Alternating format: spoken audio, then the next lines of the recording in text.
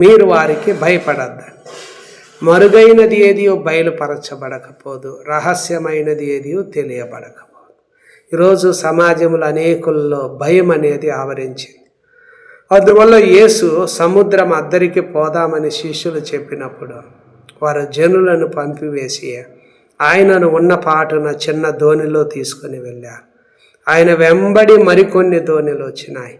ఆయన సముద్రం మీద వెళ్తూ ఉండగా పెద్ద తుఫాను రేగి ఆయన ఉన్న దోణి మీద అలలు కొట్టినందున దోణి నిండిపోయాను.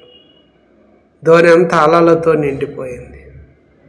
ఈరోజు ఈ వీడియో చూసే మనతో కూడా ప్రభువు అంటున్న విషయం ఏమిటంటే, ప్రభువును వెంబడించే నీవు నీ కుటుంబాల్లో కూడా తుఫానులు రేగినాయా? నీ ఇంటి చుట్టూ సమస్యలు, నీ ఇంటిలో సమస్యలు నిండుకున్నాయా? నువ్వు తెలుసుకోవాల్సింది ఏమిటంటే, ధోని అమరమున తలగడ మీద తలవాల్చుకొని నిద్రించినట్లు యేసు నీకు తోడుగా ఉన్నాడు. నిన్ను ఏమాత్రం విడువడు, నిన్ను ఎన్నడూ ఎడబాయడు. ఇమ్మానుయేలు అనగా దేవుడు మనకు తోడుగా, ఆయన నీకు తోడుగా ఉన్నాడు. కానీ ఈ తప్పు మనము చేయకూడదు. శిష్యులు అంటున్నారు, బోధకుడా మేము నశించిపోతున్నాము, నీకు చింత లేదా అని ఆయన లేపుతున్నారు నిద్రిస్తున్న యేసు. ఈరోజు ఇలా వీడియో చూసే నీవు ఆ విధంగా ఎప్పుడూ మాట్లాడకూడదు.